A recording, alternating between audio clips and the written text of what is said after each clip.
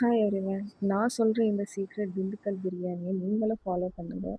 உங்க வீட்ல கூட அத்தன்டிக் தலப்பாக்கட்டு பிரியாணி ரெடியாகும். எப்படி செய்யுது பார்ப்போம். ஃபஸ்ட்டு நம்ம மசாலாவை ரெடி பண்ணிக்கலாம். ஸ்க்ரீன்ஷாட் எடுத்துக்கோங்க, நான் மென்ஷன் பண்ணுறேன். ஒரு மிக்ஸி ஜாரில் எல்லாம் ஃபைன் பேஸ்ட்டாக அரைச்சிக்கலாம். இந்த ஸ்டேஜ் ஆனால் போதும். நான் தாராளமாக ஒரு பாத்திரம் எடுத்திருக்கேன். 1/2 kg மட்டன் பிரியாணி பண்ணணும். நான் 2 ஸ்பூன் கீ எடுத்திருக்கேன். 50 ml ஆயில் எடுத்திருக்கேன். மீடியம் சைஸ் 2 வெங்காயம் எடுத்திருக்கேன். இந்த ஸ்டேஜில் 4 பச்சை மிளகாய் போட்டுக்கலாம். 1 கை புதினா, 1 கை கொத்தமல்லி. இப்போ நம்ம காஷ்மீரி மிளகாத்தூள் 2 ஸ்பூன் போட்டிருக்கோம். உங்களுக்கு காரம் எவ்வளோ வேணுமோ அவ்வளோ பார்த்து போட்டுக்கோங்க. இப்போ நான் 1/2 kg மட்டன் எடுத்துருக்கேன். நல்லா மிக்ஸ் பண்ணுங்க.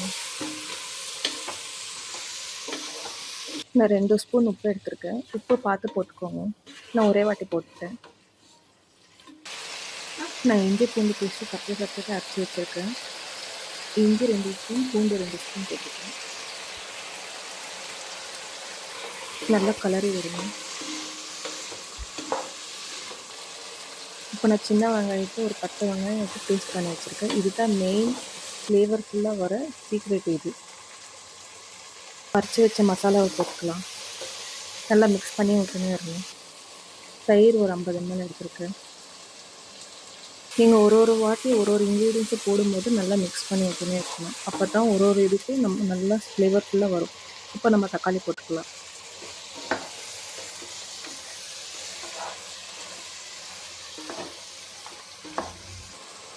இப்போ நான் இஞ்சி பூண்டு பேஸ்ட்டு கழுவுன தண்ணியை நான் அந்த தண்ணியை ஊற்றிருக்கேன். மட்டன் வேக வைக்கும்.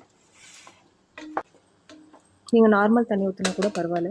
20 நிமிஷம் நம்ம அப்படியே மூடி க்ளோஸ் பண்ணிவிட்டு விடலாம். இந்த ஸ்டேஜில் நம்ம அரிசி கழுவி வச்சுக்கலாம். நான் ஒரு கிளாஸ் பெரிய கிளாஸ் அரிசி வச்சுருக்கேன். 1 கிளாஸ் அரிசிக்கு 2 கிளாஸ் தண்ணி. நல்லா மட்டன் வெந்து வந்திருக்கு.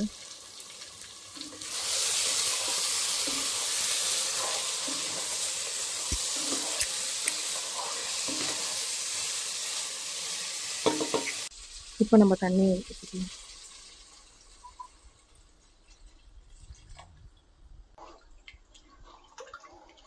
ஒரு வாட்டி நல்லா மிக்ஸ் பண்ணி விடுங்க. ஒரு 2 நிமிஷம் தண்ணி நல்லா கொதிச்சு வந்த பிறகு அரிசி போட்டுக்கலாம்.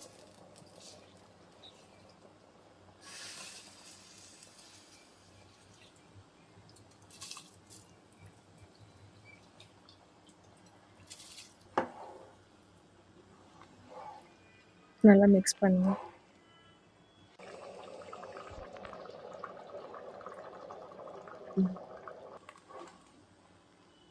இந்த ஸ்டேஜில் நம்ம மூடி போட்டு வச்சிடலாம். தம் போடலாம். 5 மினிட்ஸ் ஹை ஃப்ளேமில் வைங்க. 15 மினிட்ஸ் லோ ஃப்ளேமில் வைங்க.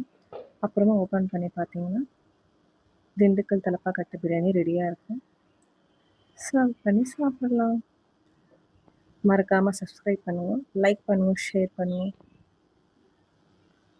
செஞ்சுட்டு எப்படி இருந்துச்சுன்னு கமெண்ட்டில் வந்து சொல்லுங்கள்.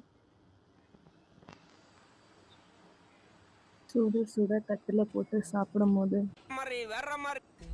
அதே காத்து வாசம் வேற, அதே மண்ணு வண்ணம் வேற, அதே மக்க வாழ்க்கை வேற, ஒண்ணு மட்டும் மாறவில்லை.